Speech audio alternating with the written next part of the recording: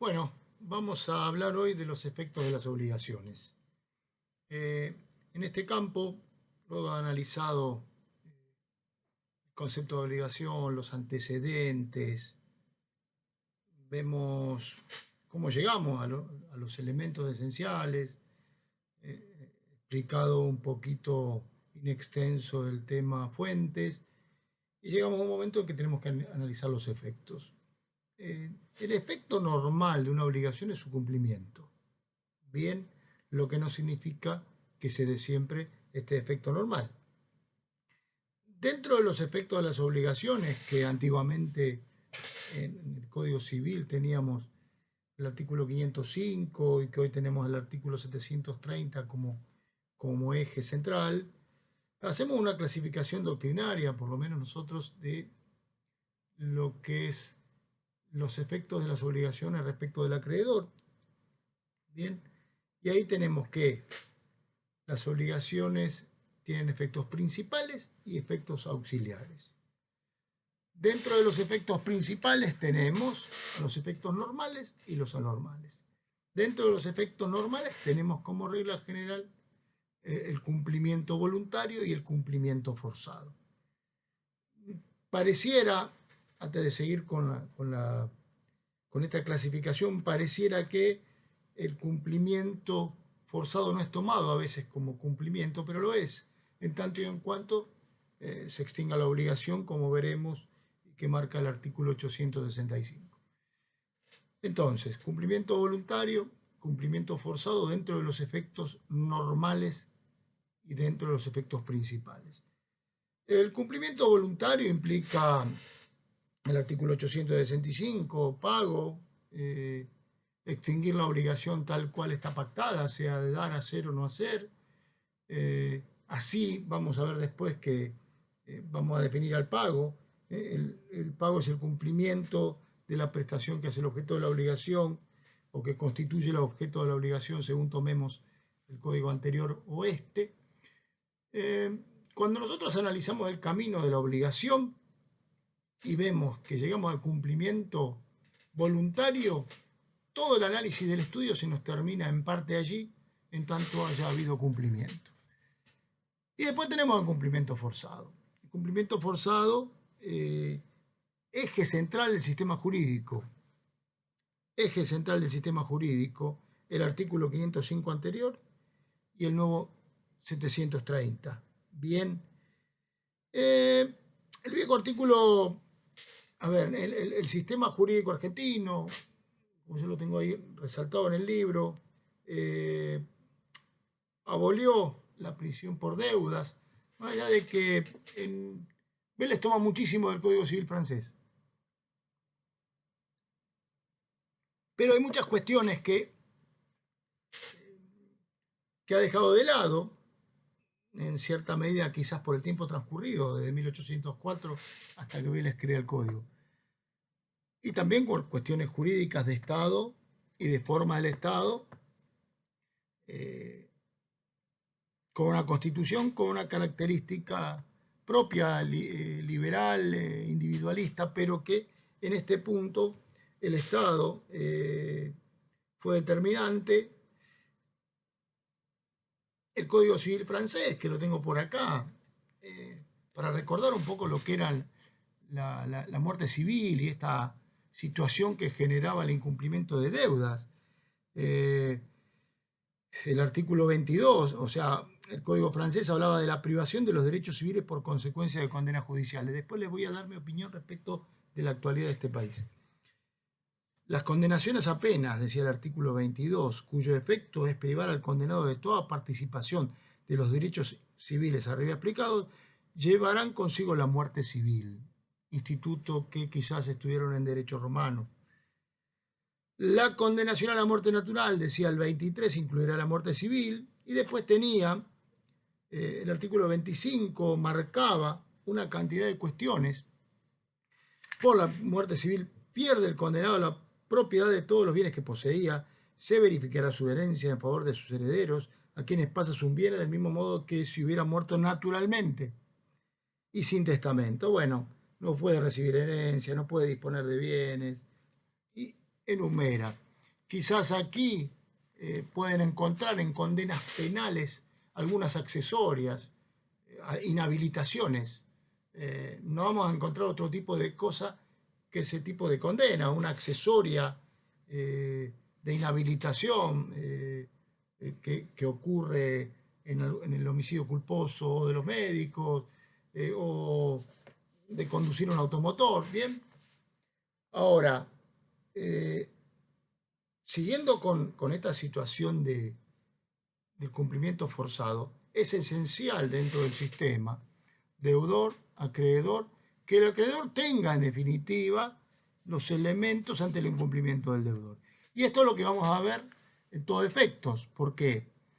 A partir de efectos principales y auxiliares, en auxiliares veremos después todo lo que tiene a su mano, en definitiva, el acreedor, que nacen sus derechos a partir del principio de garantía colectiva, veremos medidas cautelares, privilegios. Ahora, dentro de lo que es los principales, normales y anormales, normales, cumplimiento voluntario, cumplimiento forzado. Si no existiría la coacción estatal, muchos piensan que quizás no existiría cumplimiento de parte del deudor. Es una posibilidad cierta. La función jurisdiccional del Estado es la que le va a dar al acreedor la posibilidad de las acciones que nacen del artículo 730. ¿Qué dice el 730? Efectos con relación al acreedor. La obligación da derecho al acreedor a emplear los medios legales para que el deudor le procure aquello que sea obligado. B. Hacérselo procurar por otra costa del deudor. C. Obtener del deudor las indemnizaciones correspondientes.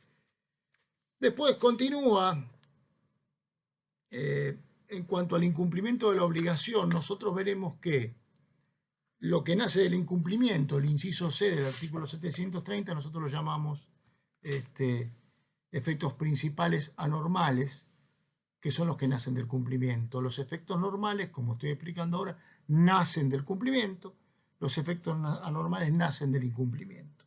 Y me voy a dedicar un ratito después. Entonces, este cumplimiento forzado existe y puede llevarse adelante en virtud de que existe la función jurisdiccional del Estado y la coacción estatal, que le va a dar los elementos al acreedor en caso de incumplimiento del deudor. Nosotros tenemos que la función jurisdiccional del Estado hay que atender con mucho cuidado en esto, y piensen que sin la coacción estatal, que va a permitir, entre otras cosas, tomar un embargo, ejecutar el patrimonio del deudor, veremos qué ocurre con el principio de garantía colectiva, abolida la prisión por deuda, abolido el nexum oportunamente, vamos a encontrar un límite solamente en las obligaciones de hacer y en todo lo que tenga que ver con la fuerza física. Ese es el límite que va a encontrarse. Ahora bien, del artículo 730, decía yo, se deriva el análisis de la función jurisdiccional del Estado. Es fundamental. El Estado tiene, dentro de lo que son sus órganos, dentro del Poder Ejecutivo, Legislativo, Judicial, tiene la función política o gubernativa que lleva adelante el Poder Ejecutivo y en parte también el Poder Legislativo, la función legislativa que lleva como regla general adelante el Poder Legislativo, la función administrativa que lleva adelante el Poder Ejecutivo. También tenemos la función jurisdiccional del Estado, fundamental, que lleva adelante como regla general el Poder Judicial. En todos los casos vamos a encontrar excepciones, porque también lleva adelante a veces función legislativa el Poder Ejecutivo, con un decreto de necesidad y urgencia, por ejemplo, o con un reglamento. También tiene alguna función jurisdiccional el legislativo, bien, como puede ser una ley de amnistía, injerencias dentro de los otros poderes. Y el Poder Judicial tiene como regla general o como función propia, así se la llama en el derecho administrativo, lo que es la función jurisdiccional. Esta función jurisdiccional tiene dos facetas bien claras eh, para no complicarlo demasiado a esta altura de la carrera, cuando estamos en el derecho de las obligaciones. El Estado tiene dos funciones desde lo jurisdiccional. Por un lado, el Estado aplica sanciones, ¿bien? Dentro de la órbita del derecho penal. Tenemos un tipo penal, tenemos un código penal, tenemos una normativa, un tipo, una consecuencia de ese tipo, una sanción por esta conducta típica. Y después tenemos lo nuestro. El Estado resuelve conflictos. Bien, es la otra faceta. El Estado o aplica sanciones o resuelve conflictos. ¿Cómo resuelve conflictos? Bueno, a través del fuero laboral, a través del fuero civil, a través del fuero comercial. Resuelve el Estado a través de lo que es el poder judicial de cada una de las provincias, con las normas procesales que corresponden a cada una de las provincias, con un fuero de la justicia nacional todavía no terminado de reformular y reformar dentro del ámbito de la capital federal. Está el fuero federal cuando participa el Estado. Bien, siempre resuelve igual el Estado conflictos entre una persona física y otra persona física, entre una persona física y una persona jurídica, entre varias personas físicas de un lado y una persona física del otro. Resuelve conflictos entre personas. Si aparece el Estado, aparece el fuero federal, pero en definitiva termina la sentencia resolviendo un conflicto planteado. Desde una demanda llegamos al modo normal de resolución de un conflicto que es la sentencia. Bien. Dentro de este ámbito de resolución de conflicto aparece la aplicación de este 730 y el deudor, que puede ser coaccionado, y el acreedor, que va a tener los elementos necesarios para llevar adelante el cumplimiento de una obligación. Veremos después, y en la segunda parte de la materia nosotros vamos a analizar más fuerte los efectos anormales. Pero, ¿qué posibilidad tiene el acreedor? Y volvemos atrás un poquito. Si no hubo cumplimiento voluntario, vamos al cumplimiento forzado. Si no se puede llegar adelante, o llevar adelante, mejor dicho, un cumplimiento forzado, se va a la vía de darse por incumplida la obligación y nos vamos a la indemnización de daños y perjuicios. ¿Cuándo? Bueno, en algunos casos, por ejemplo, en una obligación de plazo esencial. El viejo ejemplo del vestido de la novia o la torta para el cumpleaños. Bien, hay obligaciones que deben cumplirse en determinado momento. Si tenemos la fiesta el sábado y me traen la torta el lunes, claramente ya la torta no nos sirve. Ya no nos sirve la acción de cumplimiento, bien, que nace a partir del artículo 730, sino que lo tenemos que dar por incumplido e iniciar la indemnización de daños y perjuicios. ¿Está? Entonces, a elección, en algunos casos, del acreedor, o porque ya es imposible el cumplimiento, nos vamos a los efectos anormales, que son los que nacen del incumplimiento. ¿Qué vamos a tener aquí?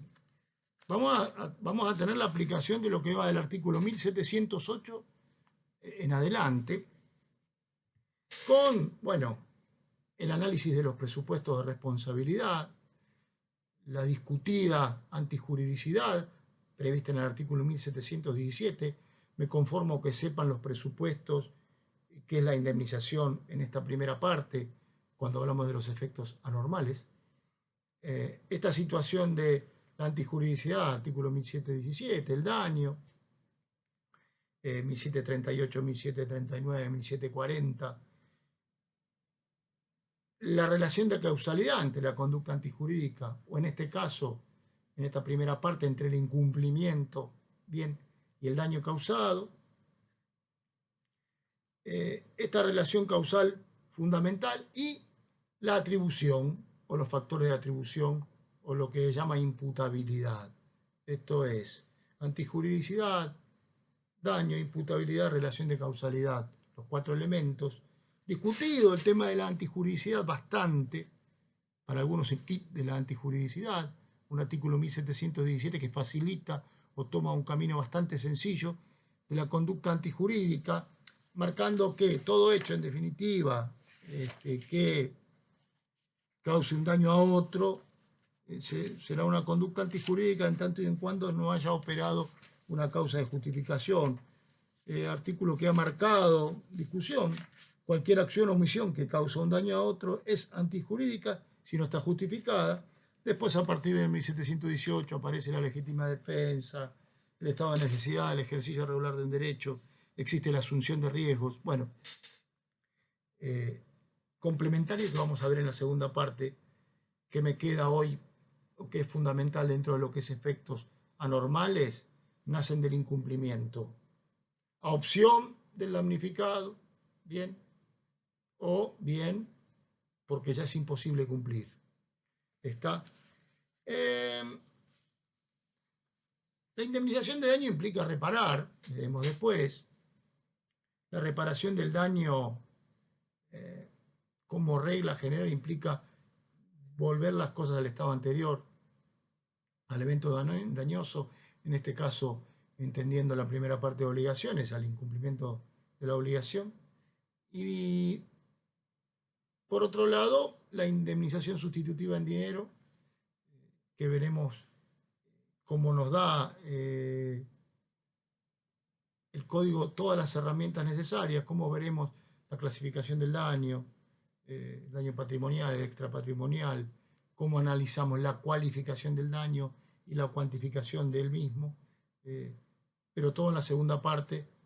Contento en esta primera parte sabiendo que sepan que el efecto anormal es el que nace del incumplimiento, bien, que vamos a la indemnización de daños y perjuicios, bien, y que tenemos presupuesto de responsabilidad o presupuesto de reparación de daños. Bien.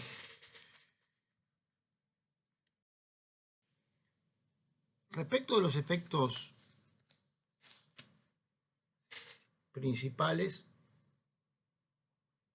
normales y anormales, nosotros vamos a encontrar que, dependiendo de cada tipo de obligación, van a surgir formas. Dependiendo del tipo de obligación, veremos la competencia y la jurisdicción. Recordar siempre que vamos a tocar algunas normas procesales o van a tener que ver algunas normas procesales, pero cuidado con que hay potestades delegadas de las provincias a nivel constitucional, como son los códigos de fondo, las normas de fondo, no así las procesales, la estructura procesal de cada una de las provincias, excluyendo el fuero federal y excluyendo la justicia nacional, como decía hace un ratito, que todavía, no habiendo una gran reforma judicial aún, sigue después de la reforma constitucional del 94, la aparición de la Ciudad Autónoma de Buenos Aires, coexisten en ciudad diferentes sistemas. Fundamental, dentro de efectos auxiliares, el análisis del principio de garantía colectiva de los acreedores, que ahora lo tenemos bien previsto en el artículo 242. Este principio de garantía colectiva, ¿qué significa? Que todos los bienes del deudor son garantía de cumplimiento de las obligaciones para todos los acreedores. Pero yo recién expliqué cómo llegamos al cumplimiento forzado de lo que es la ejecución individual. Dentro de un ratito le diré lo que es la ejecución colectiva. Ahora, dentro de lo que es la ejecución individual o la ejecución colectiva, tenemos que ver que este principio de garantía colectiva implica que todos los bienes del deudor son garantía de cumplimiento de las obligaciones para con todos los acreedores. Si tuviéramos un pizarrón, todos los bienes, todos los créditos, todos los bienes, todos los acreedores. Bien, hay excepciones, sí, por supuesto, hay excepciones. Hay bienes que están exceptuados, o sea, esta regla de todos los bienes tiene la excepción. Hay bienes exceptuados, ahora voy a marcarlos en el libro, en el código. Y después, que no todos los acreedores concurren en pie de igualdad. ¿Está? No todos los acreedores concurren en pie de igualdad. El código, por un lado, nos marca que la garantía común, como decía recién, todos los bienes del deudor están afectados al cumplimiento de sus obligaciones y constituyen la garantía común de sus acreedores, con excepción de aquellos que este Código de Leyes Especiales declaran inembargables o inejecutables. Los patrimonios especiales autorizados por ley solo tienen garantía de los bienes que lo integran. Después, el Código en el 243 habla de lo que son los bienes afectados al servicio público con protección estatal. Ahora bien, una cuestión es inejecutable o que está dentro de la garantía o fuera de lo que es el principio de la garantía, otra cosa es que sea inembargable, que es un concepto más procesal y que después les voy a marcar por lo menos lo que dice el Código de Procesal Civil y Comercial de la Nación y lo que dice el Código en la provincia de Buenos Aires. Las exclusiones, a ver, más allá de lo que la jurisprudencia va marcando, el artículo 744 marca exclusiones y después la jurisprudencia nos va a ir determinando también exclusiones y también nos va a ir marcando la inembargabilidad, complementando lo que dice el Código Procesal o los códigos procesales en cada provincia. Las ropas y muebles de uso indispensable, instrumentos necesarios para el ejercicio profesional, los sepulcros, bueno, las indemnizaciones, los límites. Pero ¿qué ocurre? Las ropas y muebles de uso indispensable del deudor, de su cónyuge, conviviente y de sus hijos. Instrumentos necesarios para el ejercicio profesional de la profesión, arte o oficio del deudor. Todo esto la jurisprudencia nos va a tener que ir marcando hasta dónde llega. Bien, ¿qué tiene el señor? 25 trajes. Eso no es indispensable, no es uso indispensable. Instrumento necesario para el ejercicio de su profesión. ¿Qué tiene? Bien, o sea, la jurisprudencia va a ir marcando que, por otra parte, encontramos también la protección, artículo 235, de lo que son los bienes pertenecientes al dominio público del Estado, que son inembargables, imprescriptibles, inalienables. Esto es bienes como el mar territorial, ríos, todo aquello, las plazas públicas. Vamos a encontrar dentro de los bienes públicos, cuando vean derecho administrativo, lo que tiene que ver con la naturaleza y la creación de la mano del hombre. Y dentro de los bienes del Estado vamos a encontrar los bienes de dominio público del Estado y los bienes de dominio privado del Estado. El bien de dominio público es imprescriptible. Podemos estar en una plaza 50 años que no va a haber posesión. Es un bien de dominio público. Distinta la situación con los bienes privados del Estado, como por ejemplo un bien que carece de dueño. Vulgarmente habrán escuchado hablar, este terreno es fiscal. ¿Y qué es esto? Bueno, una sucesión vacante, una persona que no tenía herederos, fallece, queda la casa. Por eso el Estado, cuando se inicia la prescripción o la usucapión, el Estado es parte en el proceso cuando no hay herederos. Bien. Entonces hay que tener bien claro que son inembargables los bienes de dominio público del Estado, marcados en el 35, no corren la misma suerte los del 236, que son los bienes privados del Estado. A ver, siguiendo con el programa, van a encontrar límites a bienes en el bien de familia, una ley muy reconocida, el salario mínimo vital y móvil, y lo que tiene que ver con la inembargabilidad. Yo les paso a leer, por ejemplo, el 219 del Código Procesal de la Nación, que en provincia de Buenos Aires es el mismo. No se trabará embargo en el hecho cotidiano del deudor, de su mujer y sus hijos, con un texto similar al que leíamos del Código Civil, ni en los instrumentos necesarios para su profesión, arte y oficio que ejerza, sobre sepulcros, salvo que el crédito corresponda a su precio de venta respecto al sepulcro, en los bienes exceptuados a embargo por cada una de las leyes especiales, porque el salario mínimo vital y móvil, vamos a encontrar excepciones en la ley 14394, vamos a encontrar excepciones en la ley de contrato de trabajo.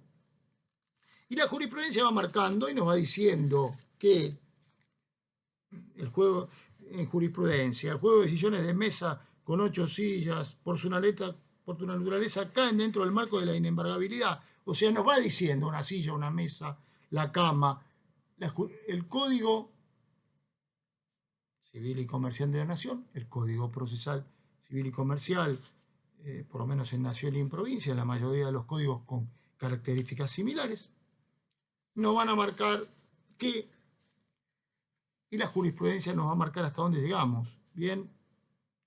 Y nos va a explicar cuáles son esos instrumentos para el arte, oficio o profesión, ¿bien? Estos estábamos en las excepciones de una parte, principio de garantía colectiva, voy a ser repetitivo. Todos los bienes del deudor son garantía de cumplimiento de las obligaciones para con todos los acreedores. Bien, excepciones. No todos los bienes. ¿Por qué? Porque hay bienes exceptuados y viene todo lo que vengo hablando hasta acá. Está desde el artículo 242, todos los concordantes, lo que marcaba antes del artículo 219 con la inembargabilidad, el artículo 744 del Código Civil y Comercial, esto todo de un lado, respecto de los bienes. Ahora vamos a hablar de los acreedores. Y respecto de los acreedores, que tenemos que no todos los acreedores están en pie de igualdad. Bien. Yo prefiero a veces hablar de un derecho de preferencia,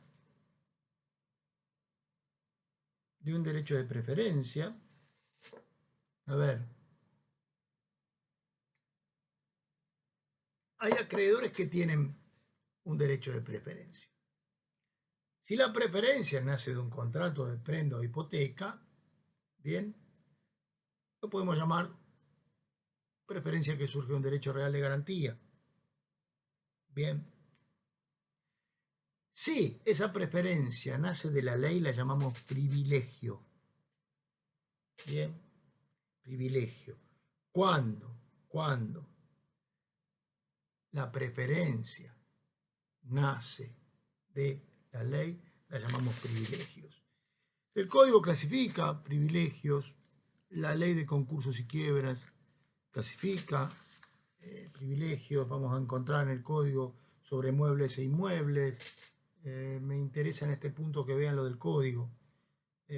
Vamos a encontrar en la ley, lo más complicado, el tema de concursos y quiebras, todo lo que tiene que ver con privilegio.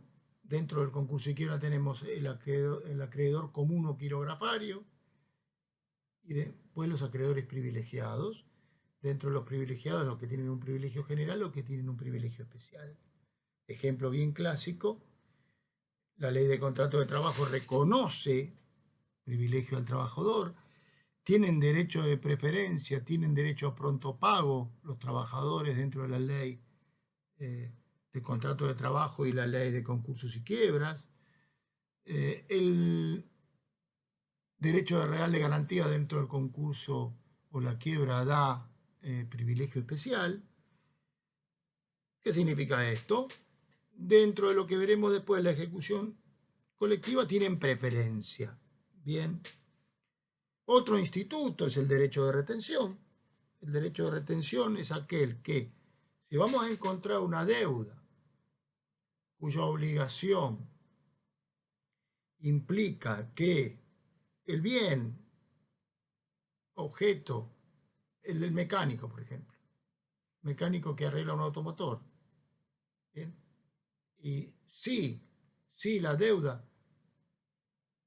nace de un objeto que está en poder del acreedor, el acreedor tiene este derecho de retención. Bien. Y, a ver, es una facultad que tiene el tenedor de una cosa ajena para conservar la posesión de la cosa hasta tanto se cumpla con el pago de la deuda. A ver, dentro de lo que son los efectos auxiliares, para mí es fundamental el tema medidas cautelares. El tema medidas cautelares.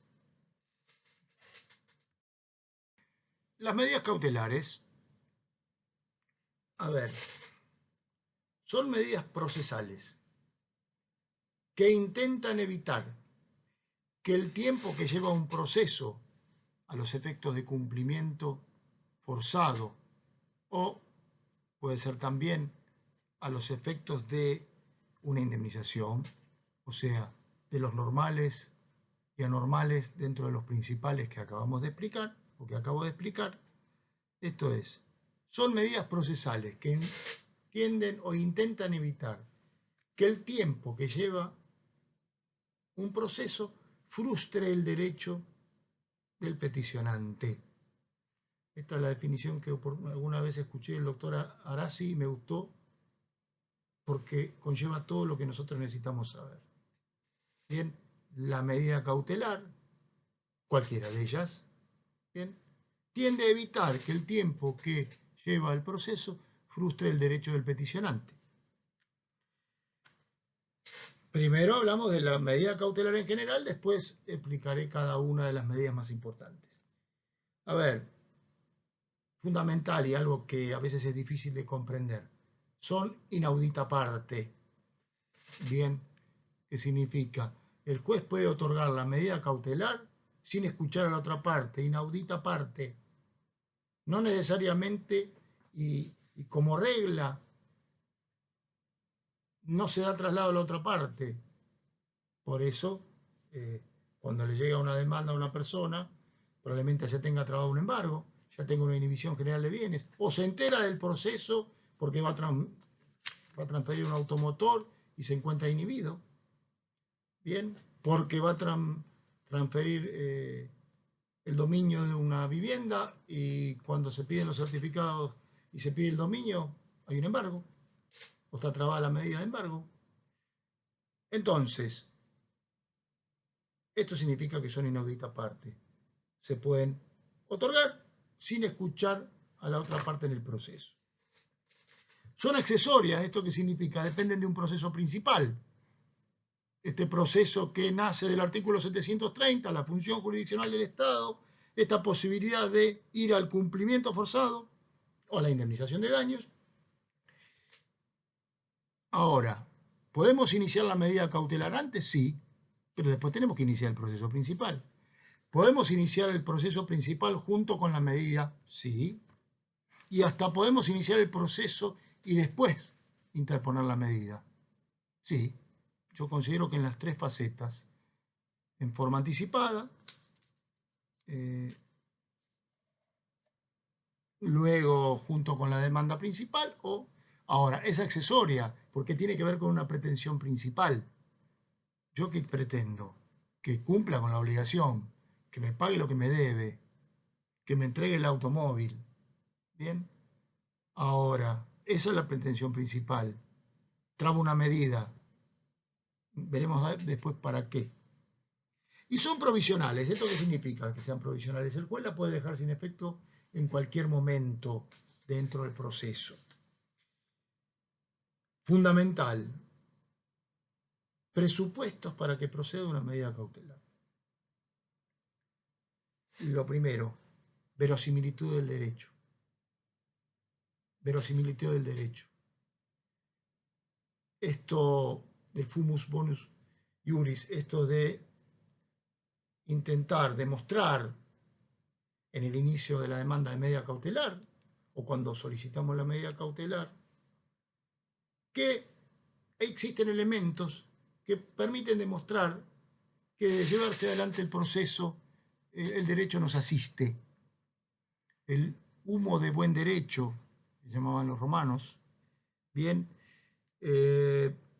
la Corte y las cámaras civiles, que más me interesan y que vean ustedes, la Corte, a ver, marcó en un fallo determinante: los recaudos de viabilidad de las medidas cautelares deben ser ponderados con especial prudencia, en tanto una decisión favorable altera el estado de hecho de derecho. Bien.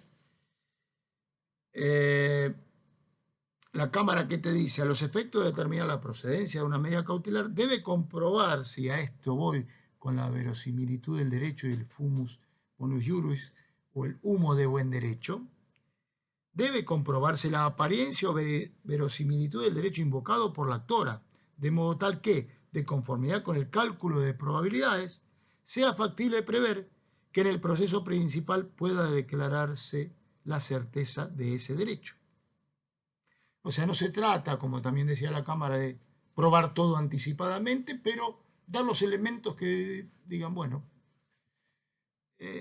existe cierta posibilidad de que el derecho me asista. Además de la verosimilitud del derecho, tenemos el peligro en la demora. ¿Qué es el periculum in mora? El peligro en la demora es, en definitiva,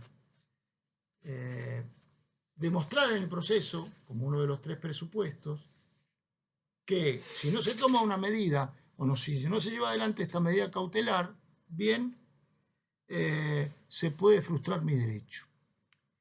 El periculum in mora, en definitiva, implica demostrar, prima facie, que el tiempo que este proceso me lleve hasta la sentencia, que me puede llegar a dar lugar a mi derecho, haga que esta persona, si yo no le trabé un embargo, venda el inmueble, o si no trabé una inhibición general de bienes, saque bienes de su patrimonio. Bien. Y el tercer presupuesto es la contracautela. A ver, o caución. Más vulgarmente llamada caución, me gusta llamarla contracautela porque la caución aparece más en penal como concepto. Pero bueno, esta contracautela, ¿qué implica la contracautela? Que puede ser juratoria, personal o real. La contracautela implica hacerse responsable ab initio al iniciar el proceso cautelar, hacerse responsable, que si en definitiva el derecho no nos asiste y le tuve trabado un embargo o una inhibición a una persona, voy a hacerme responsable de los daños y perjuicios que le causé. Fundamental entender esto. Esto es la contracautela. A veces pareciera que la contracautela juratoria no tiene demasiada importancia y de hecho es la de menor exigencia, solamente un juramento dentro del proceso, que seré responsable en definitiva de los daños y perjuicios que le causa a la persona, pero es importante. Bien. En lo que sería la contracautela personal, implica la sumatoria de otra persona y los bienes de otra persona.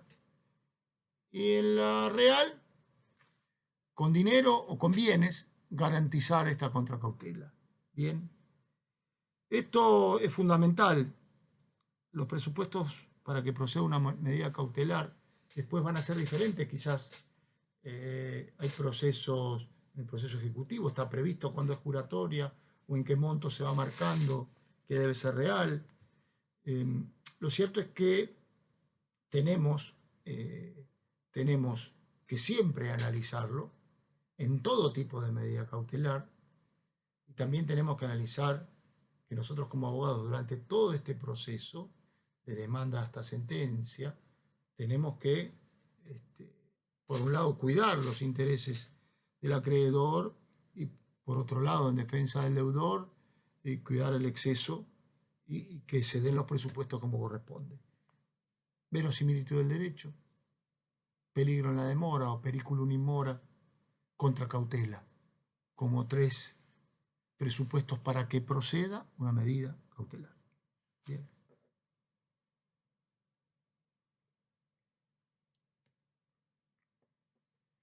Una explicación de algunos tipos de medidas cautelares.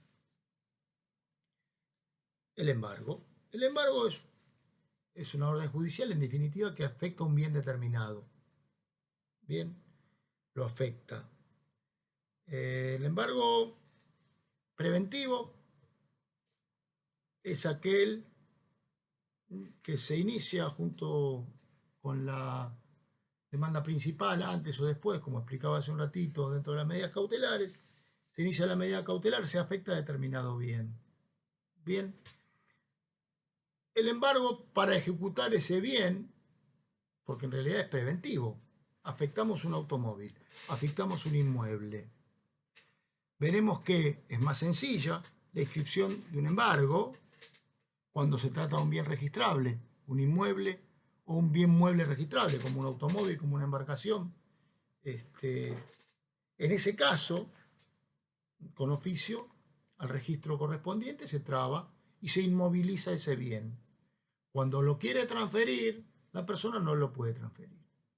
Bien, se encuentra embargado.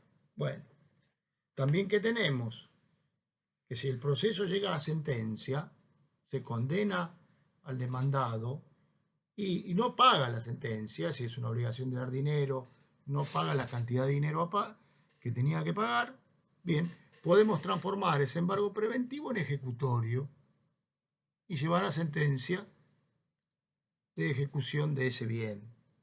Por eso el embargo puede ser preventivo, se lo llama ejecutivo al embargo preventivo en el juicio ejecutivo, o ejecutorio, aquel que se transforma dentro del proceso para hacer la ejecución del bien para cobrarnos el crédito. Dentro siempre de la ejecución individual que estamos hablando. Bien, la inhibición general de bienes, en definitiva, es una inscripción dentro del registro correspondiente para inhibirla, ya no sobre un inmueble en particular, sino de no poder sacar bienes de su patrimonio. Si la escribimos en el registro de la propiedad inmueble, en definitiva la persona no puede transferir ninguno de sus inmuebles. Si lo hacemos en la propiedad automotor, existe esa misma situación. Bien, está la anotación de litis también como medida cautelar. La anotación de litis implica poder utilizar en algunos procesos, en una nulidad de acto jurídico, en la usucapión, en la cual se inscribe como medida de publicidad en el registro que existe esta litis. ¿Y cómo afecta esta situación? Bueno, ¿cómo afecta? No puede alegar quien adquiera ese bien buena fe. Bien, no puede alegar buena fe, porque sabíamos de antemano que estaba escrita la litis y que puede haber una ejecución de dicho bien. Está. A ver, el 229 del Código Procesal de Nación que dice, procederá a la anotación de litis cuando se dedujera una pretensión que pudiera tener como consecuencia la modificación de una inscripción en el registro correspondiente, como puede pasar en la usucapión. Este comentario es mío. Y el derecho fuere verosímil, dice el Código. Cuando la demanda hubiere sido desestimada, esta medida se extinguirá con la determinación del juicio, con la terminación del juicio. Si la demanda hubiese sido admitida, se mantendrá hasta que la sentencia haya sido cumplida y no podemos alegar buena fe si somos un tercero adquirente. Bien. La anotación de litis no impide la libre disposición del bien, sino que publicita el litigio a fin de que los terceros adquirentes nos puedan ampararse sobre este principio de buena fe. Después tenemos otras medidas, la prohibición de innovar, en el derecho de familia, tenemos medidas específicas, la prohibición de acercamiento y otro tipo de medidas específicas que amplían, bien, pero siempre bajo el mismo régimen, siempre bajo estas cuestiones, las características esenciales. La medida es inaudita aparte, es accesoria y es provisional.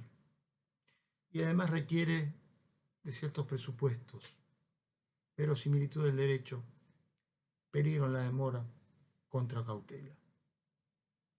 Este humo de buen derecho, esta verosimilitud, este periculum in mora, que implica demostrar que el tiempo que insume el proceso puede frustrar el derecho del acreedor, en este caso nuestra película de las obligaciones del acreedor, del peticionante actor en el proceso. ¿Bien? Y la contracautela, con las características propias de la contracautela y con la posibilidad de que sea juratoria, real o personal. Bien. Ahora, todo esto que vengo hablando tiene que ver con lo que es la ejecución individual. Existe también lo que es la ejecución colectiva. Y la ejecución colectiva, en esta charla de hoy mi idea era ver los efectos y ver en clase o en otro video mío o de algún compañero el tema de las acciones, bien, que dan para un ratito aparte, que son parte de los efectos, todas las acciones que tienen que ver con la protección de crédito. La ejecución colectiva del deudor. Bien.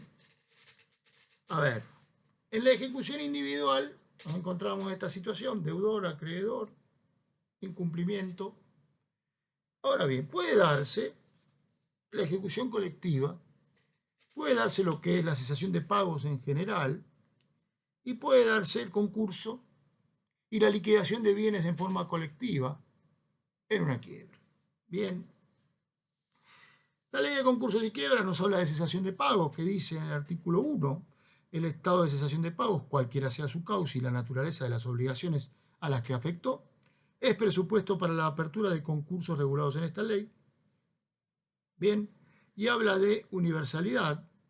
El concurso produce sus efectos sobre la totalidad del patrimonio del deudor, salvo las exclusiones legalmente establecidas dentro de ciertos bienes, que era lo que hablábamos hace un ratito. Cuando se llega al estado de cesación de pagos, puede haber una solicitud de concurso en el cual el deudor solicita acogerse a esta ley, a la ley de concursos y quiebras, en la cual el deudor, y dentro del proceso, se cita a los acreedores a verificar sus créditos. Bien,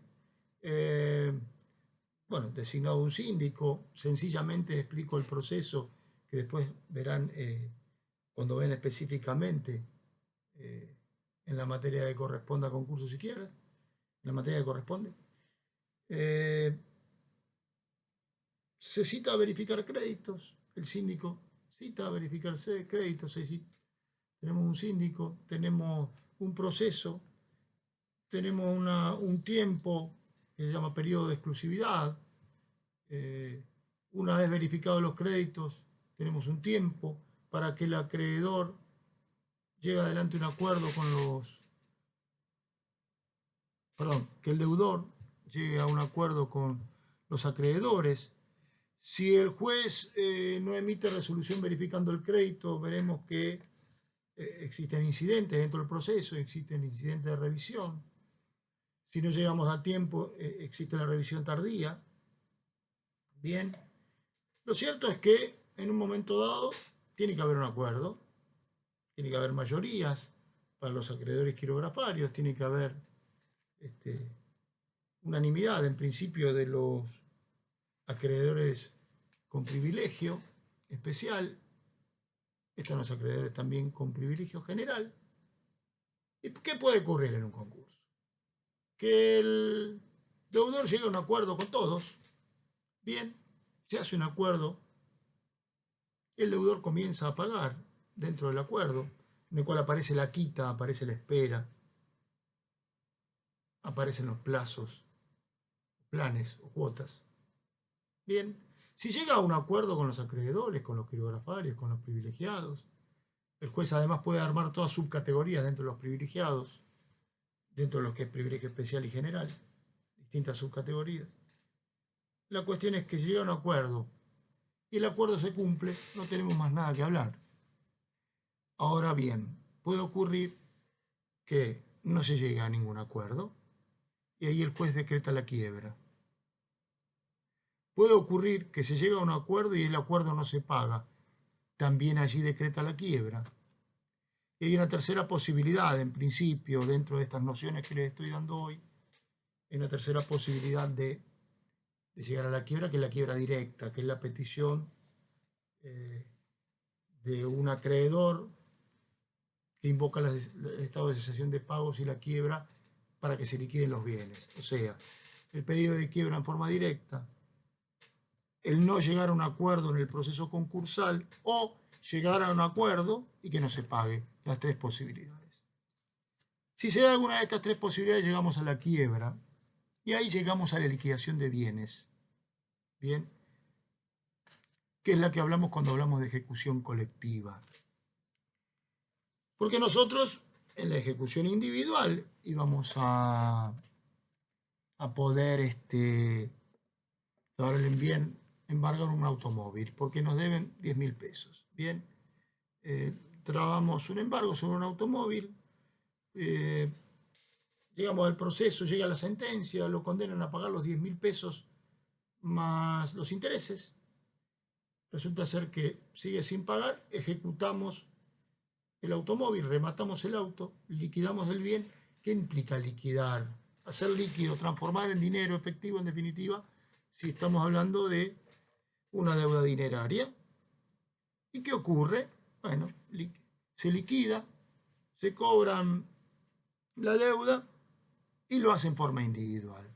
En la ejecución colectiva dentro del proceso de quiebra, si no hay avenimiento, ¿esto qué significa? Hay un artículo de la ley de concurso de quiebra que permite llegar a un acuerdo.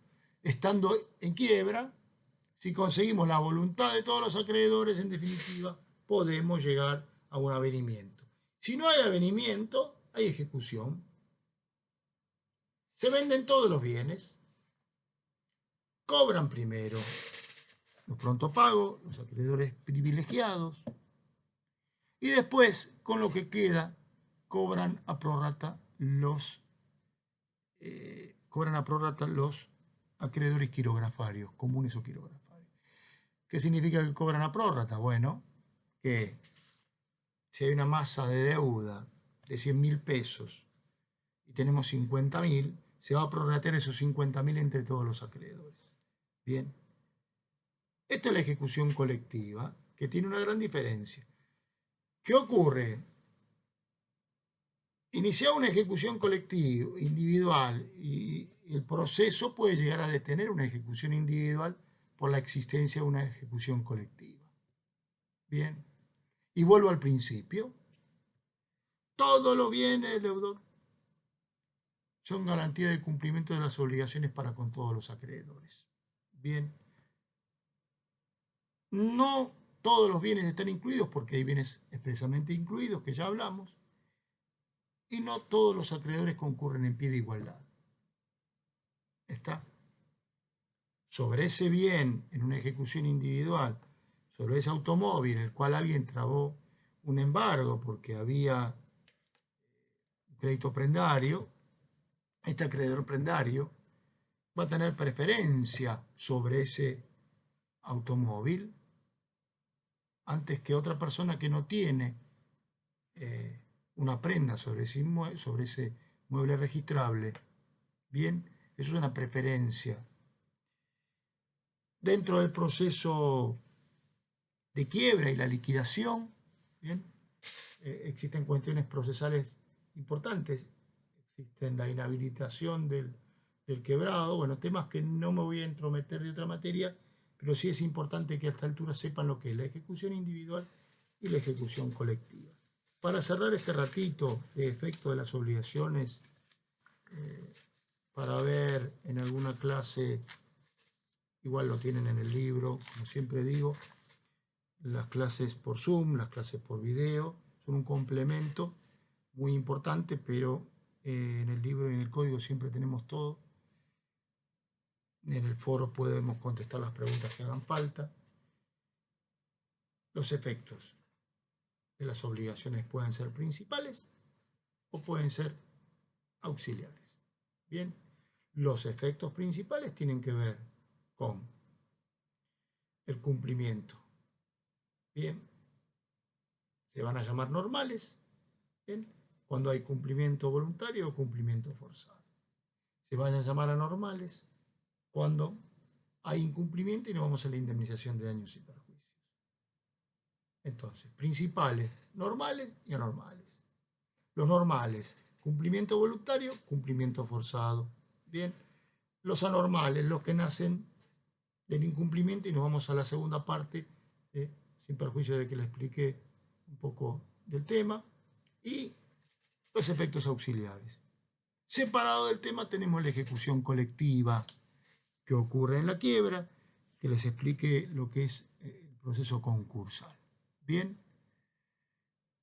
mi saludo y espero que se haya comprendido todo este tema. Muchas gracias.